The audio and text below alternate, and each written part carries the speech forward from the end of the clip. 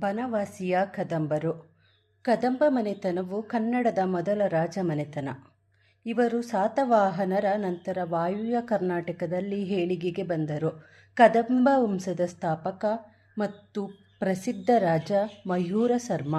ಅವನ ಮನೆಯ ಬಳಿ ಕದಂಬ ವೃಕ್ಷವಿದ್ದ ಕಾರಣ ಅವನ ವಂಶ ಕದಂಬ ಎಂದಾಯಿತು.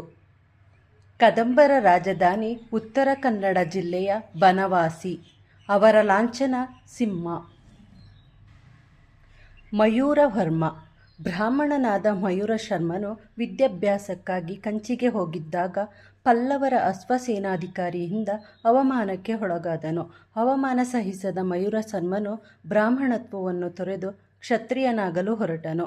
ಗುಡ್ಡಗಾಡಿನ ಜನರನ್ನು ಸಂಘಟಿಸಿ ಪಲ್ಲವರ ಮೇಲೆ ದಾಳಿ ನಡೆಸಿದನು. ಅಂತಿಮವಾಗಿ ಪಲ್ಲವ ದೊರೆಯು ಅವನ ರಾಜತ್ವವನ್ನು ಒಪ್ಪಿ ಕರ್ನಾಟಕದ ಹಲವು ಪ್ರದೇಶಗಳನ್ನು ಮಯೂರವರ್ಮನಿಗೆ ವಹಿಸಿದನು. ಮಯೂರವರ್ಮನು ಚಿತ್ರದುರ್ಗ ಸಮೀಪದ ಚಂದ್ರವಳ್ಳಿಯ ಸಮೀಪ ಕೆರೆಯೊಂದನ್ನು ದುರಸ್ತಿ ಮಾಡಿಸಿದನು.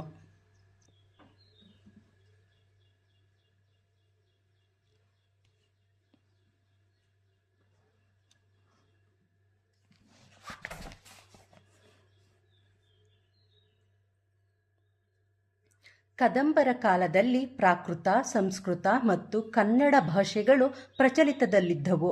ಪ್ರಾರಂಭದಲ್ಲಿ ಪ್ರಾಕೃತ ಭಾಷೆ, ಅನಂತರ ಸಂಸ್ಕೃತ ಭಾಷೆಯು ಹೆಚ್ಚಿನ ಮಾನ್ಯತೆ ಪಡೆಯಿತು. ಸಂಸ್ಕೃತವು ಆಸ್ಥಾನದ ಭಾಷೆಯಾಗಿದ್ದು ಶಿಕ್ಷಣದಲ್ಲಿ ಅದರ ಬಳಕೆ ಇತ್ತು. ಮುಂದೆ ಕನ್ನಡ ಭಾಷೆಗೆ ಹೆಚ್ಚಿನ ಮಾನ್ಯತೆ ದೊರಕಿತು. ಹಾಸನ ಜಿಲ್ಲೆಯ ಹಲ್ಮಿಡಿ ಗ್ರಾಮದಲ್ಲಿ ಕದಂಬರ ಕಾಲದ ಶಾಸನವೊಂದು ಕನ್ನಡ ಭಾಷೆ ಹಾಗೂ ಲಿಪಿಯಲ್ಲಿದೆ. ಇದು ಕನ್ನಡ ಶಾಸನಗಳಲ್ಲೇ ಅತಿ ಪ್ರಾಚೀನ. ಶಿವಮೊಗ್ಗ ಜಿಲ್ಲೆಯ ತಾಳಗುಂದ ಎಂಬಲ್ಲಿ ಕದಂಬರ ಕಾಲದ ಸಂಸ್ಕೃತ ಶಾಸನವೊಂದು ದೊರಕಿದೆ. ಇದನ್ನು ಕುಬ್ಜ ಎಂಬ ಕವಿಯು ರಚಿಸಿದನು. ಕರ್ನಾಟಕದ ಸಂಸ್ಕೃತ ಕವಿಗಳಲ್ಲಿ ಈತನೇ ಅತಿ ಪ್ರಾಚೀನನು. ತಾಳಗುಂದ ಶಾಸನವು ಕರ್ನಾಟಕದಲ್ಲಿ ದೊರೆತಿರುವ ಪ್ರಥಮ ಸಂಸ್ಕೃತ ಶಾಸನವಾಗಿದೆ. ಕದಂಬರು ಕರ್ನಾಟಕದ ವಾಸ್ತುಶಿಲ್ಪ ಮತ್ತು ಮೂರ್ತಿಶಿಲ್ಪಕ್ಕೆ ವಿಶೇಷ ಕೊಡುಗೆ ನೀಡಿದರು. ಅವರು ಬನವಾಸಿಯಲ್ಲಿ ಅನೇಕ ದೇವಾಲಯಗಳನ್ನು ನಿರ್ಮಿಸಿದರು. ಮಧುಕೇಶ್ವರ ಇಲ್ಲಿಯ ಮುಖ್ಯ ದೇವಾಲಯ. ಮಧುಕೇಶ್ವರ ಕದಂಬ ಅರಸರು ಆರಾಧಿಸುತ್ತಿದ್ದ ದೇವರು. ಬನವಾಸಿಯಲ್ಲಿ ಮನಸೆಳೆಯುವ ಪರಶುರಾಮನ ಮೂರ್ತಿಶಿಲ್ಪ ಹೊಂದಿದೆ. ತಲಕಾಡಿನ ಗಂಗರು. ಕದಂಬರು ವಾಯುವ್ಯ ಕರ್ನಾಟಕದಲ್ಲಿ ಆಳುತ್ತಿರುವಾಗ ದಕ್ಷಿಣ ಕರ್ನಾಟಕದಲ್ಲಿ ಏಳಿಗೆಗೆ ಬಂದವರು ಗಂಗರು. ಕೃಷಿ ಮೂಲ ಸಮುದಾಯದ ಹಿನ್ನೆಲೆಯವರಾದ ಗಂಗಾ ಮನೆತನವು ಕರ್ನಾಟಕದಲ್ಲಿ ದೀರ್ಘಕಾಲ ಆಳಿದ ರಾಜಮನೆತನವಾಗಿದೆ. ಇವರು ಸುಮಾರು 650 ವರ್ಷಗಳ ಕಾಲ ಆಳಿದರು. ಕೋಲಾರ ಅಥವಾ ಕುವಲಾಲಪುರ ಮತ್ತು ತಲಕಾಡು ಅಥವಾ ತಲವನಪುರಗಳು ಇವರ ರಾಜಧಾನಿಗಳಾಗಿದ್ದವು. ಕೊಂಗಣಿ ವರ್ಮ ಈ ಮನೆತನದ ಸ್ಥಾಪಕ. ಮದಗಜ ಇವರ ಲಾಂಛನ. ಗಂಗರಲ್ಲಿ ದುರ್ವಿನೀತ ಪ್ರಸಿದ್ಧನಾದ ಅರಸ. ದುರ್ವಿನೀತ ಸುಮಾರು 1500 ವರ್ಷಗಳ ಹಿಂದೆ ಆಳಿದ ದುರ್ವಿನೀತನು ವೀರನೂ ವಿದ್ವಾಂಸನೂ ಆಗಿದ್ದನು. ಅವನ ತಾಯಿ ಜ್ಯೇಷ್ಠಾದೇವಿಯು ಪುನ್ನಾಟ ರಾಜಮನೆತನಕ್ಕೆ ಸೇರಿದವಳು. ಆ ಮನೆತನದಲ್ಲಿ ಗಂಡು ಸಂತಾನವಿಲ್ಲದ ಕಾರಣ ಪುನ್ನಾಟ ರಾಜ್ಯಕ್ಕೂ ದುರ್ವಿನೀತನೇ ವಾರಸುದಾರನಾದನು. ನೆರೆಯ ಶತ್ರುಗಳನ್ನು ಹಲವು ಯುದ್ಧಗಳಲ್ಲಿ ಮಣಿಸಿ ಗಂಗಾ ರಾಜ್ಯವನ್ನು ವಿಸ್ತರಿಸಿದನು. ನೀರಾವರಿಗಾಗಿ ಸಾಗರದಂತಹ ಅನೇಕ ಕೆರೆಗಳನ್ನು ಕಟ್ಟಿಸಿದನು. ಸಂಸ್ಕೃತ ಮತ್ತು ಕನ್ನಡ ಭಾಷೆಗಳಲ್ಲಿ ವಿದ್ವಾಂಸನಾಗಿದ್ದ ದುರ್ವಿನೀತನು ಸಂಸ್ಕೃತ ಕವಿ ಭಾರವಿಯ ಕಿರಾತಾರ್ಜುನೀಯ ಕೃತಿಯ 15ನೇ ಸರ್ಗಕ್ಕೆ ಭಾಷ್ಯ ಅಥವಾ ವಿಮರ್ಶೆ ಬರೆದನು.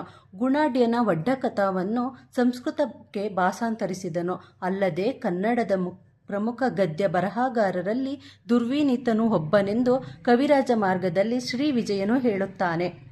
ಕವಿರಾಜ ಮಾರ್ಗ ಕನ್ನಡದ ಮೊದಲ ಉಪಲಬ್ಧ ಗ್ರಂಥ. ದುರ್ವಿನೀತನ ನಂತರ ಶ್ರೀಪುರುಷ ರಾಚಮಲ್ಲ ಆಡಳಿತ ನಡೆಸಿದರು.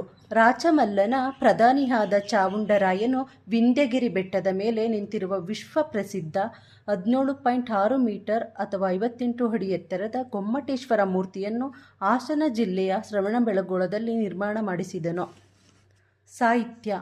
ಗಂಗಾ ಅರಸರಲ್ಲಿ ಕೆಲವರು ವಿದ್ವಾಂಸರು ಆಗಿದ್ದರು. ದುರ್ವಿನೀತನು ಸಂಸ್ಕೃತ ಮತ್ತು ಕನ್ನಡದ ಪ್ರಸಿದ್ಧ ವಿದ್ವಾಂಸನಾಗಿದ್ದನು. ಸ್ತ್ರೀ ಪುರುಷನು ಗಜಶಾಸ್ತ್ರ ಎಂಬ ಕೃತಿಯನ್ನು ಬರೆದಿದ್ದಾನೆ.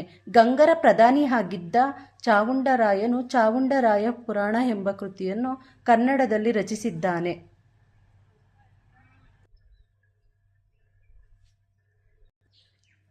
ವಾಸ್ತುಶಿಲ್ಪ ಮತ್ತು ಮೂರ್ತಿಶಿಲ್ಪ. ವಾಸ್ತುಶಿಲ್ಪ ಮತ್ತು ಮೂರ್ತಿಶಿಲ್ಪಕ್ಕೆ ಗಂಗರ ಕೊಡುಗೆ ಅಪಾರವಾದುದು.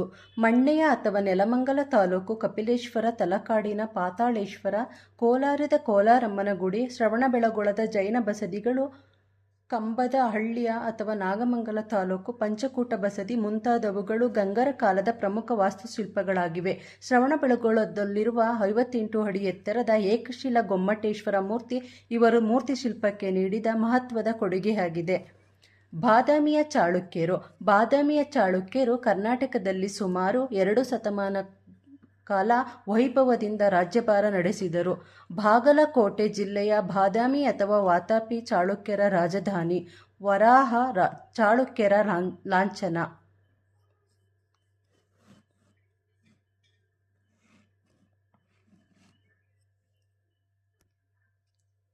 ಕಂಚಿಯ ಪಲ್ಲವರು. ಪಲ್ಲವ ರಾಜವಂಶವು ದಕ್ಷಿಣ ಭಾರತದ ಒಂದು ಪ್ರಸಿದ್ಧ ರಾಜವಂಶ. ತಮಿಳುನಾಡಿನ ಕಂಚಿ ಪಲ್ಲವರ ರಾಜಧಾನಿ. ಅವರು ಸುಮಾರು 300 ವರ್ಷಗಳ ಕಾಲ ಆಳ್ವಿಕೆ ನಡೆಸಿದರು. ನರಸಿಂಹವರ್ಮನು ಪಲ್ಲವ ಅರಸರಲ್ಲಿಯೇ ಶ್ರೇಷ್ಠ. ಮಹಾಮಲ್ಲ ಎಂಬುದು ಈತನ ಬಿರುದು. ಪರಾಕ್ರಮಿಯಾಗಿದ್ದ ಈತನು ಬಾದಾಮಿಯ ಚಾಳುಕ್ಯ ರಾಜ್ಯದ ಮೇಲೆ ದಂಡೆತ್ತಿ ಹೋಗಿ ಇಮ್ಮಡಿ ಪುಲಿಕೇಶಿಯನ್ನು ಸೋಲಿಸಿ ಬಾದಾಮಿಯನ್ನು ಗೆದ್ದುಕೊಂಡನು. ವಿಜಯದ ಸಂಕೇತವಾಗಿ ವಾತಾಪಿಕೊಂಡ ಎಂಬ ಬಿರುದನ್ನು ಧರಿಸಿದನು. ನರಸಿಂಹವರ್ಮನು ಮಾಮಲ್ಲಪುರ ಅಥವಾ ಈಗಿನ ಮಹಾಬಲಿಪುರಂ ರೇವುಪಟ್ಟಣವನ್ನು ಸುಂದರ ನಗರವನ್ನಾಗಿ ಅಭಿವೃದ್ಧಿಗೊಳಿಸಿದನು. ಶಿಲ್ಪಕಲೆಗೆ ಪಲ್ಲವರ ಕೊಡುಗೆ. ಶಿಲ್ಪಕಲೆಗೆ ಪಲ್ಲವರು ನೀಡಿದ ಕೊಡುಗೆ ಅಮೂಲ್ಯವಾಗಿದೆ. ಮಹಾಬಲಿಪುರಂ ಎಂಬಲ್ಲಿ ನರಸಿಂಹವರ್ಮನ ಕಾಲದ 8 ಏಕಶಿಲಾ ರಥಗಳಿವೆ. ಜಗತ್ಪ್ರಸಿದ್ಧವಾದ ಇವನ್ನು ಒಂದೊಂದೇ ಶಿಲೆಯಲ್ಲಿ ಕೆತ್ತಲಾಗಿದೆ.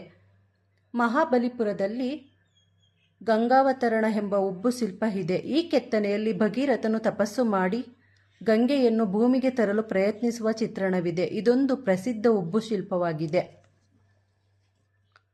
ಪಲ್ಲವರು ಭಾರೀ ಗಾತ್ರದ ದೇವಾಲಯಗಳನ್ನು ಕಟ್ಟಿಸಿದರು. ಅವುಗಳಲ್ಲೊಂದು ಮಹಾಬಲಿಪುರಂನ ಸಮುದ್ರ ತೀರದಲ್ಲಿ ನಿರ್ಮಿಸಲಾದ ಶಿವ ದೇವಾಲಯ. ಪಲ್ಲವರು ನಿರ್ಮಾಣ ಮಾಡಿಸಿದ 12 ಪ್ರಸಿದ್ಧ ದೇವಾಲಯಗಳೆಂದರೆ ಕಂಚಿಯ ಕೈಲಾಸನಾಥ ಹಾಗೂ ವೈಕುಂಠ ಪೆರುಮಾಳ್.